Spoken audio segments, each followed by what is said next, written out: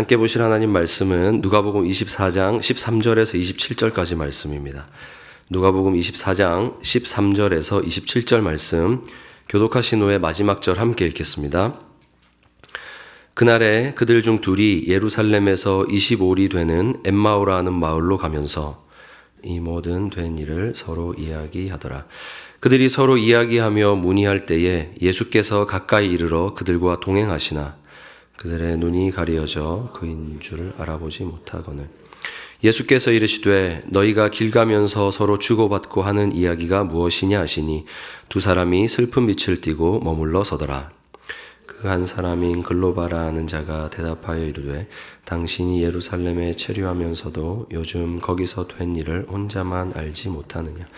이르시되 무슨 일이냐. 이르되 나사렛 예수의 일이니 그는 하나님과 모든 백성 앞에서 말과 일에 능하신 선지자이거늘 우리 대제사장들과 관리들이 사형 판결에 넘겨주어 십자가에 못 박았느니라.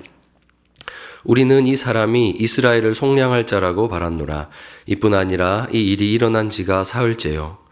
또한 우리 중에 어떤 여자들이 우리로 놀라게 하였으니 이는 그들이 새벽에 무덤에 갔다가 그의 시체는 보지 못하고 와서 그가 살아나셨다 하는 천사들의 나타남을 보았다 함이라. 또 우리와 함께한 자 중에 두어 사람이 무덤에 가 과연 여자들이 말한 바와 같음을 보았으나 예수는 보지 못하였느니라 하거늘. 이르시되 미련하고 선지자들이 말한 모든 것을 마음에 더디 믿는 자들이여, 그리스도가 이런 고난을 받고 자기의 영광에 들어가야 할 것이 아니냐 하시고 함께 읽습니다. 이에 모세와 모든 선지자의 글로 시작하여 모든 성경에 쓴 바 자기에 관한 것을 자세히 설명하시니라. 아멘. 이 시간 읽은 말씀으로 부활하신 주님에 대해서 하나님 말씀 전하고자 합니다. 여러분, 우리는 어디론가 향하는 인생입니다. 우리가 걸어가는 방향이 곧 우리가 무엇을 믿고 살아가는가 하는 인생의 족적을 나타냅니다. 오늘 본문에서 엠마오로 향하는 제자들의 모습을 통해서 부활하신 주님이 어떤 분이신가 우리 함께 나누고자 합니다. 첫째로 부활하신 주님은 찾아오시는 주님이십니다. 인생에는 방향이 있다고 말씀드렸습니다. 주님이 십자가 지시기 전에 그분을 따랐던 이들에게도 방향이 있었습니다. 바로 주님이 가시는 방향이었습니다. 본문 21절에 우리는 이 사람이 이스라엘을 속량할 자라고 바랐노라, 기대했다는 것입니다. 예수님께서 전하시는 말씀과 그가 행하시는 이적을 보고 기대한 것이 곧 이들의 삶의 방향이었습니다. 제자들이 예수님을 볼 때 이분을 따르면 로마의 압제를 벗어난 옛 다윗의 영광을 회복하지 않을까 기대했습니다. 그리고 제자들뿐 아니라 예수님을 바라보았던 많은 사람들이 저마다 예수님에 대한 기대를 걸고 그의 합당한 삶의 방향을 정하면서 그분을 따랐습니다. 그런데 그 주님께서 십자가에 죽으셨습니다. 그분을 따랐던 인생들이 걸어가야 할 방향을 잃은 것입니다. 이 땅에 사람들이 살아가는 세계는 합리성과 인과율이 지배하는 세계입니다. 이런 세계에서는 죽어서 무덤에 들어간 자는 더 이상 남아있는 자들의 삶의 방향을 제시할 수가 없습니다. 다시 살아 돌아올 수가 없기 때문입니다. 이제 남은 자들이 선택할 수 있는 것, 그것은 각자가 살 길을 찾아서 떠나는 것뿐입니다. 본문의 제자들이 안식 후 첫날에 엠마오를 향해서 걸어갔던 이유도 그것입니다. 여러분, 엠마오로 가는 이 길은 성도가 걸어야 하는 방향이 아닙니다. 십자가 지시기 전에 주님께서는 사망을 통과하여서 부활 후에 우리가 여기서 만나자 약속하신 곳이 분명히 있었기 때문입니다. 마태복음 26장 32절에 그러나 내가 살아난 후에 너희보다 먼저 갈릴리로 가리라, 우리 주님은 말씀하셨습니다. 이렇게 보면 지금 엠마오를 향해 걸어가는 이들의 인생은 그냥 예루살렘 변방의 어떤 마을로 걸어가는 것이 아닙니다. 그 영혼이 멸망을 향해서 걸어가는 것이죠. 근래에 예루살렘에서 일어난 일을 보고서 그들이 스스로 결정한 인생의 방향은 주님께서 말씀하신 약속을 떠나서 희망이 없는 곳, 부활의 생명이 없는 곳을 향해서 유유히 흘러가는 것입니다. 여러분, 이것이 바로 우리의 인생입니다. 생명이 없는 곳을 선택하고 그곳으로 걸어가기에 만일 그대로 둔다면 우리 또한 종착지는 멸망밖에는 되지 않는 그것이 우리의 인생입니다. 그런데 놀랍게도 바로 이 길에서 제자들은 예수님을 만나고 있습니다. 본문 15절입니다. 그들이 서로 이야기하며 문의할 때에 예수께서 가까이 이르러 그들과 동행하시나. 주님을 만난 것입니다. 여러분, 콩 심은 데 콩이 나고 팥 심은 데 팥이 나는 것이 합리적이고 당연한 인과관계이지 않습니까? 우리는 그런 세상에 살고 있습니다. 그렇다면 분명 지금 제자들은 생명과 부활이 없는 땅을 향해서 걸어가고 있습니다. 불신의 마음을 가지고 걸어갔습니다. 그런데 그 죽음의 길에서 부활의 주님을 만날 확률이 얼마나 될까요? 이것이 인과관계에 맞습니까? 전혀 맞지 않는 비합리적인 일이 일어나는 것이죠. 만약 거기서 주님을 만난다면 그것은 결코 세상에서 일어날 법한 일이 아닌 것입니다. 그래서 제자들이 만난 주님은 세상의 모든 인과율과 합리적인 추론을 깨트리는 역사였습니다. 그럼 이것이 어떻게 가능한가? 부활하신 주님이 우리를 찾아오시는 주님이시기 때문입니다. 죽음의 땅으로 걸어가는 우리는 스스로 정한 우리의 길을 따라서 멸망을 향해서 힘차게 달려갔지만 그렇게 걸어가는 우리를 내버려 두지 않고 찾아오셔서 건지시는 주님. 그분이 우리를 찾아오시는 부활의 주님입니다. 여러분, 사실 우리는 우리의 인생의 목적지를 한 번도 주님을 향해서 정해본 적이 없는 사람입니다. 그럴 수도 없는 인생입니다. 이것이 당연한 이치인데 그럼에도 만약 우리가 예수님을 만나서 이 자리에 앉아 있다면 그것은 내가 예수님을 찾아갔기 때문이 아니라 주님이 우리를 찾아오셨기 때문입니다. 사랑하는 여러분, 수없이 잘못된 길로 들어선 우리 인생에 매번 저지른 실수대로 우리가 책임지고 살아야 한다면 우리 인생의 어리석음의 값을 우리가 어찌 다 감당할 수 있겠습니까?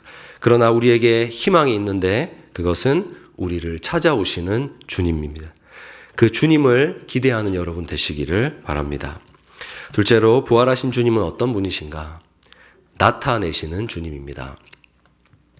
우리 인생이 가진 문제는 이렇게 생명을 주시고자 우리의 잘못된 길로 친히 찾아오시는 이 부활의 주님을 보아도 보지 못한다는 데 있습니다. 우리를 찾아오셔도 그분을 보지 못하는 것이 우리 인생이 당한 슬픔이라고 생각합니다. 우리 모든 인생이 당한 상황이죠. 그래서 우리는 실수합니다. 주님이 우리를 찾아오시고 늘 함께 계셨지만 마치 그가 계시지 않는 듯 생각하고 그분 앞에서 말하고 살았던 무례함. 주님은 두 사람이 길 가면서 서로 주고받는 이야기가 무엇인지 물으십니다. 주님이 오신 겁니다. 그러자 두 사람이 슬픈 빛을 띠고서 걸음을 멈추어 서서는 말합니다. 18절에 당신이 예루살렘에 체류하면서도 요즘 거기서 일어난 일을 혼자만 알지 못합니까? 예수님을 보면서 말한 것입니다. 지금 말을 거는 분이 예수님이라는 것을 알았다면 이렇게 말할 수가 없겠죠. 깜짝 놀라겠죠. 주님은 계속해서 물으십니다. 그것이 무슨 일이냐? 그러자 그건 바로 나사렛 예수의 일이다 하면서 우리는 그분을 정말로 기대했는데 그분이 십자가에 죽어버리셨고 죽은 지 사흘이나 지났는데 더 기가 막힌 것은 새벽에 어떤 여자들이 그 무덤에 갔는데 시체는 보지 못하고 와서는 그가 부활했다라는 허황된 소리를 늘어놓고 있더라는 겁니다. 보아도 보지 못하는 인생의 슬픔입니다. 여러분, 이들이 왜 지금 그들 눈앞에 나타나셔서 자신의 이야기를 친히 이야기해보라고 말씀하시면서 그들과 만나기 원하시는 이 주님을 보지 못했을까요? 본문 25절과 26절 말씀을 우리 한번 함께 읽도록 하겠습니다. 시작. 이르시되 미련하고 그리스도가 이런 고난을 받고 자기의 영광에 들어가야 할 것이 아니냐 하시고. 아멘. 그들이 주님을 보지 못했던 이유, 미련하고 선지자들이 말한 모든 말씀을 마음에 더디 믿었기 때문입니다. 미련하고 더디 믿는 것은 이렇게 우리의 멀쩡한 눈을 가릴 수가 있는 것이죠. 미련함 또는 어리석음으로 번역이 된 이 단어는 어떤 행동에 있어서 사람이 이성을 전혀 사용하지 않은 것 같을 때, 그때 쓰는 말입니다. 우리가 책을 읽는다고 다 읽는 것이 아니죠.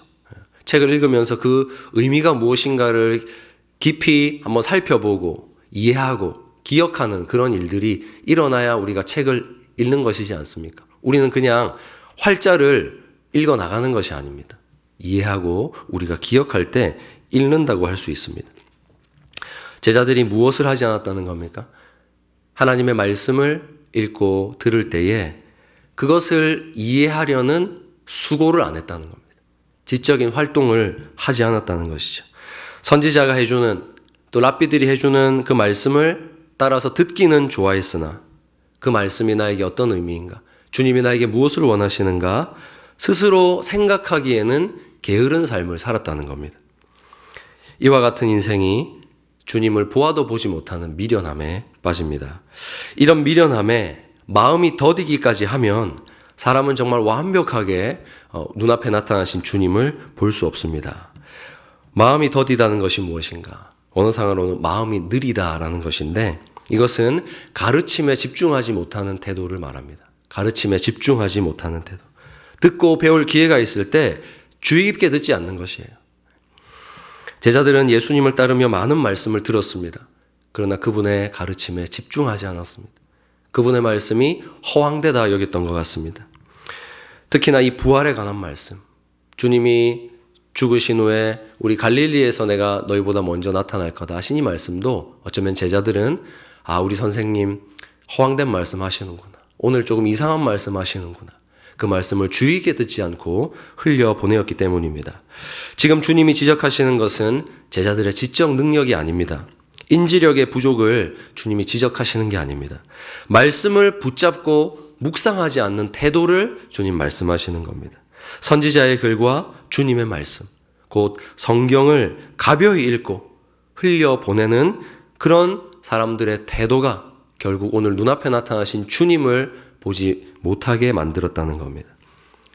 말씀 붙잡고 묵상하는 수고를 하지 않을 때 통찰력을 잃어버린 그 인생의 어두움을 주님께서 이렇게 말씀하십니다. 그렇게 주님 나타나셔서 이렇게 말씀하시죠. 그리스도께서 이런 고난을 받고 자기의 영광에 들어가야 할 것이 아니냐. 주님 힌트를 주십니다.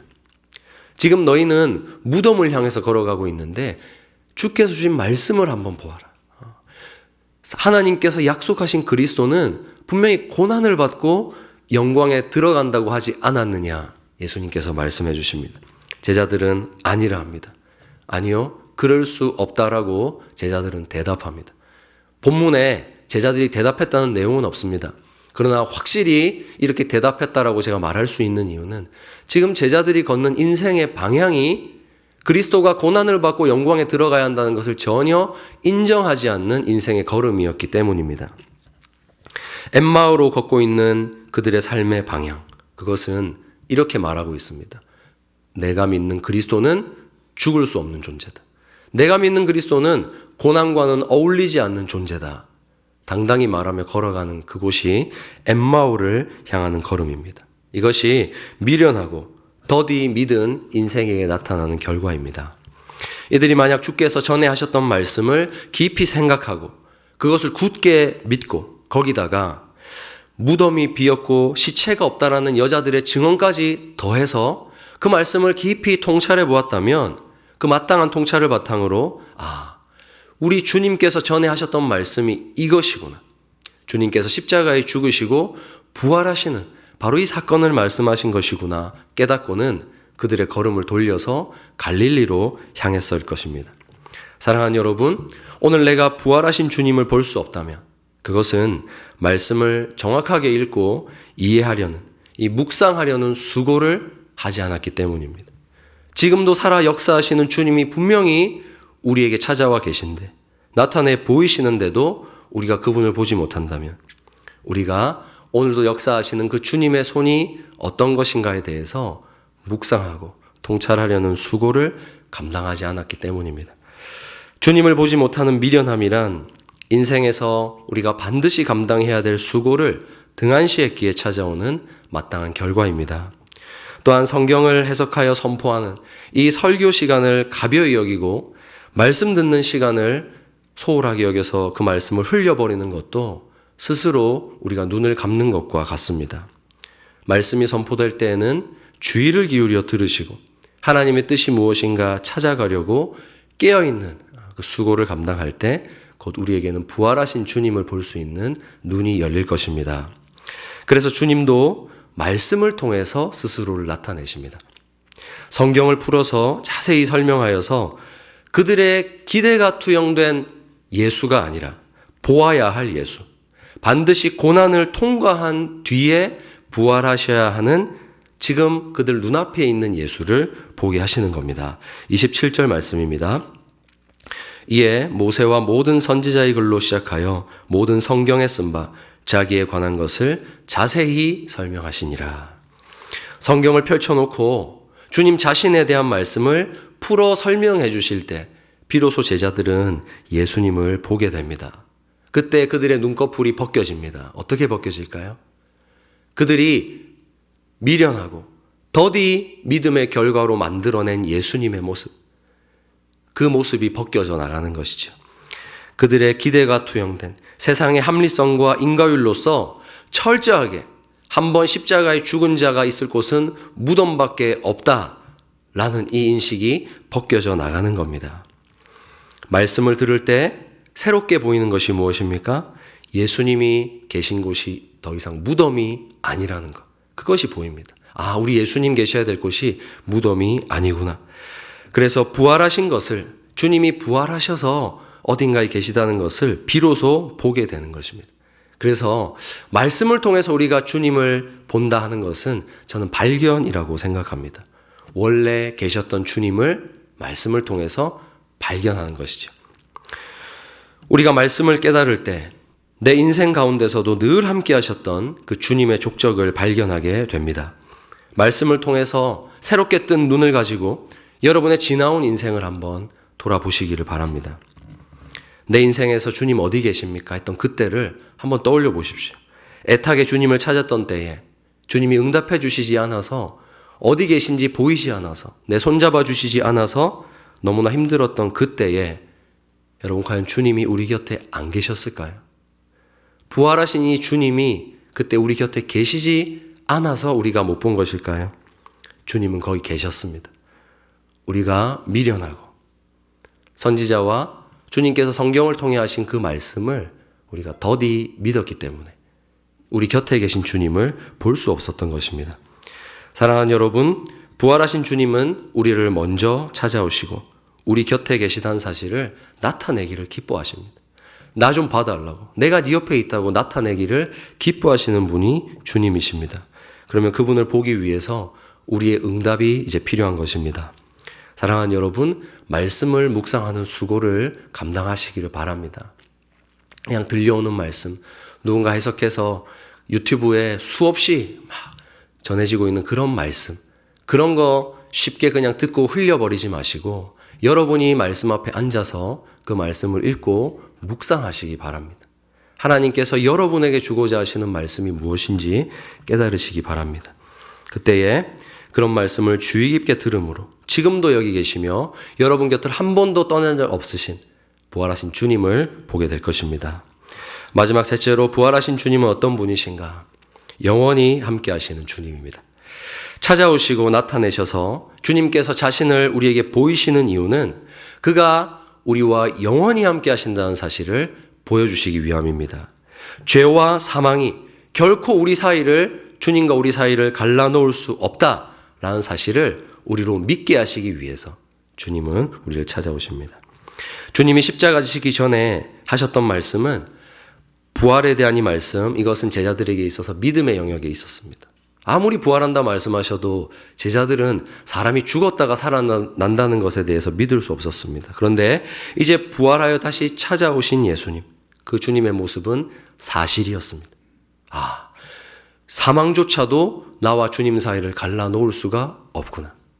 이제 부활하여 나를 찾아오신 주님과 나는 영원히 함께할 수 있구나. 그 사실이 부활하신 주님의 모습을 통해서 생생하게 증거되었습니다. 그래서 부활하신 주님을 만난 성도는 이제 삶의 걸음을 돌이킵니다. 무덤을 향해 걸어가던, 세상의 모든 인과율과 합리성이 말하던 그곳을 향해서 나아가던 걸음을 돌이켜서 이제 성경이 약속하신 것을 믿는 걸음으로, 하나님께서 성경에 약속하신 모든 것을 나에게 이루실 것이라는 믿음을 바탕으로 한 걸음으로 인생의 방향을 돌이키게 됩니다. 그래서 엠마오로 향하던 제자들이 이제 부활하여 영원히 우리와 함께 하시는 주님을 만나고자 그가 약속하신 장소인 갈릴리를 향해서 걸음을 돌이키는 것이죠. 사랑하는 여러분, 죽음까지도 이기시고 우리와 영원히 함께하고자 하시는 그 주님을 여러분 믿으십니까? 아멘. 믿는 것은 곧 사는 것입니다. 그렇다면 우리 인생의 걸음도 사망을 넘어서 부활의 만남을 약속하신 주님 계신 그곳을 향해서 전환해야 합니다. 영원히 함께 하시는 주님을 믿는 믿음은 곧 사망을 이기신 주님을 믿는 것이라는 것과 똑같은 말이기 때문에 성도의 삶에서는 나타나야 될 증거가 있습니다. 내 인생의 방향이 무덤을 향해서 가는 것이 아니라 영원한 생명, 부활을 향해서 나아가고 있다라는 삶의 증거가 나타나야 됩니다. 영원히 함께 하시는 주님에 대한 이 믿음을 가지고 여러분의 소중한 사람들을 격려하시고 약속하시기 바랍니다. 지금도 질병과 싸우고 계신 우리 형제 자매들 많습니다. 노년의 연약함과 또 인생에서 예측할 수 없는 어려움 속에서 고통받고 있는 이들에게 전해주십시오. 마치 그것이 내 인생의 마지막 결론인 것처럼, 더는 내가 살아서 나갈, 내가 이 고난을 탈출할 방도가 보이지 않는, 이 정도 삶이면 이제 나는 망했다, 좌절하고 있는 형제 자매들에게 전해주십시오. 우리가 걸어가는 인생의 방향은 언제나 부활하셔서 영원히 함께 하시는 주님이 계신 곳이라, 이 사실을 가르쳐 주십시오. 그래서 그 길에서 사망을 이긴 생명이 있고 부활 소망을 가진 모든 하나님의 백성은 영원히 함께 하시는 주님 계신 그곳에서 다시 만난다라는 말로 격려하시기 바랍니다. 비록 우리가 듣는 말씀은 주님의 부활을 목격한 제자들의 증언뿐입니다. 무덤이 비었다는 것을 보았다는 여인들의 증언뿐입니다.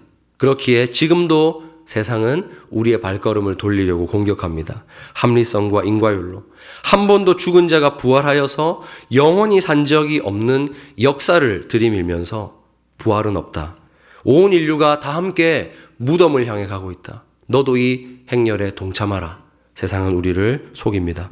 그러나 성도 여러분, 죽음을 이기고 부활하셔서 우리와 영원히 함께 하시는 그 주님을 믿고 세상과 다른 방향을 향해서 걸으시기를 바랍니다. 우리는 무덤이 아니라 갈릴리로 가야 하는 인생입니다.